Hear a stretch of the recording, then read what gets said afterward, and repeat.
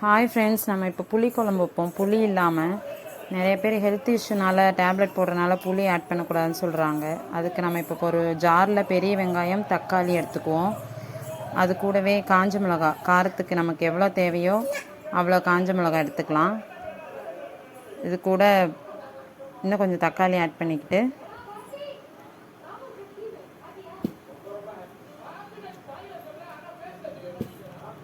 முழு மல்லி இருந்ததுன்னா தனியாக இருந்தால் ஆட் பண்ணிக்கோங்க, இல்லைன்னா மல்லித்தூள் தனியாத்தூள் ஆட் பண்ணிக்கோங்க. பூண்டு, நான் ரசப்பூண்டு இருக்கனால லேசாக மேல் தோல் நீக்கிட்டு போடுறேன். நீங்கள் பெரிய பூண்டு இருந்தால் தோலை நல்லா நீக்கிட்டு போடுங்க. ஜீரகம் ஆட் பண்ணிக்கோங்க. அரைச்சிட்டு வந்துடலாம். அரைச்சிட்டு வந்தாச்சு.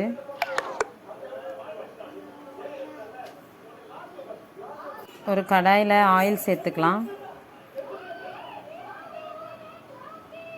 கடுகு, உளுத்தம்பருப்பு, வெந்தயம், ஜீரகம், கருவேப்பிலை, இது நாளையும் போட்டு பொரிய விடுங்க. நல்லா பொரிஞ்சதும் கட் பண்ணி வச்சுருக்க பெரிய வெங்காயம் போட்டு அதையும் வதக்குங்க.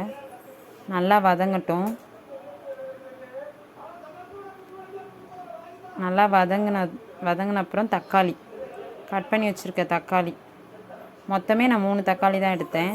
கொஞ்சம் அரைக்கிறதுக்கு போட்டிருக்கேன், கொஞ்சம் இந்த மாதிரி வதக்கிறதுக்கு குழம்புல தெரியணுன்றதுக்காக. கத்திரிக்காய் கட் பண்ணி நல்ல தண்ணியில் போட்டுருங்க. ஏன்னா இதை நான் அப்போயே கட் பண்ணிட்டேன். கலர் சேஞ்ச் ஆகாமல் இருக்குது பாருங்கள். கலர் சேஞ்ச் ஆகாமல் இருக்கணும்னா நம்ம நல்ல தண்ணியில் கட் பண்ணி போட்டுடணும், இல்லைன்னா கருப்பாயிரும்.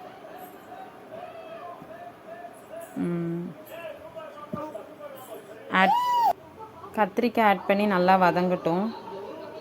கொஞ்சம் உப்பு சேர்த்து வதக்குவோம், இப்போ சீக்கிரம் வதங்கிடும். நல்லா வதக்கிட்டு அதுக்கப்புறமா நம்ம அரைச்சி வச்சுருக்கோம் இல்லையா, அதை ஆட் பண்ணிடலாம். வெங்காயம், தக்காளி, காஞ்ச மிளகாய், மல்லித்தூள், ஜீரகம், பூண்டு அதெல்லாம் அரைச்ச விழுதை ஆட் பண்ணிவிட்டு தேவையான அளவு தண்ணி ஊற்றிக்கலாம். இதுவும் கொஞ்சம் நல்லா வதங்கினதுக்கப்புறம் தான் தண்ணி ஊற்றணும். தொக்கு மாதிரி வேணும் அப்படின்னா நம்ம கொஞ்சமாக தண்ணி ஊற்றி, எப்படி இருந்தாலும் கொதிக்க விடணும். அதனால் ஓரளவுக்கு தண்ணி ஊற்றி, ஏன்னா எல்லாமே நம்ம பச்சையாக தான் அரைச்சிருக்கோம். வெங்காயம், தக்காளி, காஞ்ச மிளகாய் எல்லாமே பச்சையாக அரைச்சிருக்கிறனால நல்லா கொதிக்க விடணும். கொதிக்க விட்டு வற்ற விட்டு தொக்கா வச்சுக்கலாம்.